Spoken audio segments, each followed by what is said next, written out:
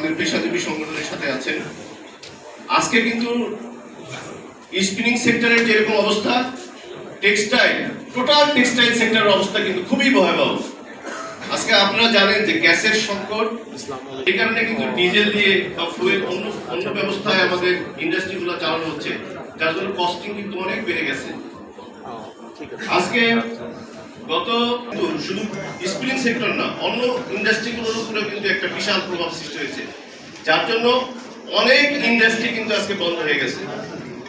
আপনারা সাংবাদিক ভাইরা, আপনারা হয়তো অনেকেই জানেন যে বাংলাদেশে গত 10-15 বছরে টেক্সটাইল সেক্টরে কিন্তু কোনো ইনভেস্টমেন্ট আসে নাই নতুন করে, অথচ পুরনো যে ফ্যাক্টরিগুলো ছিল এগুলো কিন্তু ধীরে ধীরে বন্ধ হয়ে যাচ্ছে।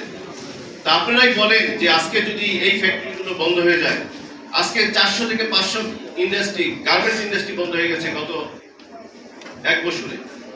তাহলে আমাদের দেশে এই ইন্ডাস্ট্রিগুলো যদি বন্ধ হয়ে যায়, তাহলে আমাদের সামাজিক কিন্তু বিশাল একটা অবক্ষয়ের সৃষ্টি হবে।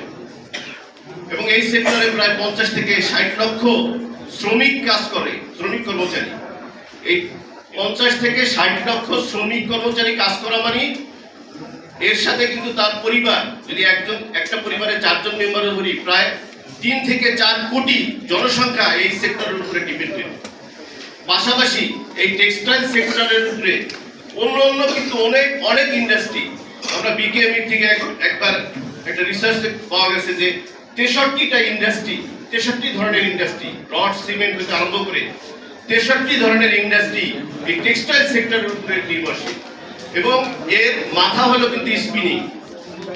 আজকে যদি স্পিনিং সেক্টর বন্ধ হয়ে যায়, তাহলে আমাদের গার্মেন্টস এর উপরে বিশাল প্রভাব সৃষ্টি হবে এবং গার্মেন্টস ইন্ডাস্ট্রিগুলো কিন্তু বন্ধ হয়ে যাবে। তো আপনাদের মাধ্যমে আপনাদেরকে বিশেষভাবে অনুরোধ করব যে আপনাদের মাধ্যমে, আপনাদের লেখনীর মাধ্যমে আপনারা জাতির বিবেক, আপনারা এই জিনিসটা সরকারের নিচে, মানে সরকার সহ জনগণেরকে জানান যে আজকের এই দুর্দশা। এবং আরেকটা জিনিস, আমরা এর আগে দেশে কিন্তু বিভিন্ন সময় অপ্রদর্শিত বা কালো টাকা ইনভেস্টমেন্টের জন্য বিভিন্ন সময় বিভিন্ন সরকার বিভিন্ন পর্যায়ে বিভিন্নভাবে সুযোগ দিয়েছিল। কিভাবে? 10% টাকা দিয়ে কিন্তু ব্যক্তি পর্যায়ে কালো টাকা বা অপ্রদর্শিত আয় বৈধ করার সুযোগ দিয়েছিল। আপনার জমি কেনার জন্য, ফ্ল্যাট কেনার জন্য আপনি বিভিন্ন সময় বিভিন্ন অর্থ বছরে কিন্তু এই টাকাটা ইনভেস্ট করার সুযোগ দিয়েছিল। আমাদের একটা দাবি ছিল যে 2001 থেকে 2006 যে বিএনপি সরকার ছিল, তখন কিন্তু সাইফুর রহমান অর্থমন্ত্রী ছিলেন। তিনি কিন্তু শুধু টেক্সটাইল না, যে কোনো ইন্ডাস্ট্রি করার জন্য এই অপ্রদর্শিত আয় বিনা বাধা ইন্ডাস্ট্রিতে মানে ইনভেস্ট করার সুযোগ করে দিয়েছিল।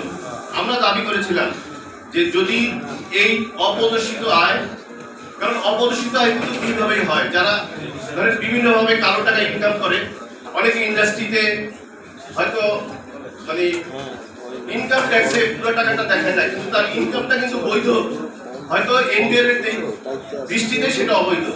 তো আমরা বলেছিলাম যে এই টাকাটা যদি ইন্ডাস্ট্রিতে, যে কোনো ইন্ডাস্ট্রিতে ইনভেস্ট করা হতো, তাহলে দেশের আজকের অর্থনৈতিক অবস্থা কিন্তু ভালো হতো। অথচ আপনি এই সুযোগটা না দিয়ে কি করলেন, যে যাদের কাছে অপ্রদর্শিত বা অবৈধ টাকা আছে তারা বাইরে পাচার করে দিল হাজার হাজার লক্ষ কোটি টাকা। অথচ এই টাকাটা যদি দেশে ইনভেস্ট করার সুযোগ করে দিত, তাহলে আজকে ইন্ডাস্ট্রির একটা বিশাল একটা বিপ্লব সৃষ্টি হয়ে যেত। তা আমরা এই দাবিটা করেছিলাম এবং এই দাবিটা আমরা অব্যাহতভাবে করব। আজকের এই অনুষ্ঠানে আপনারা এখানে আসছেন, আমরা কিন্তু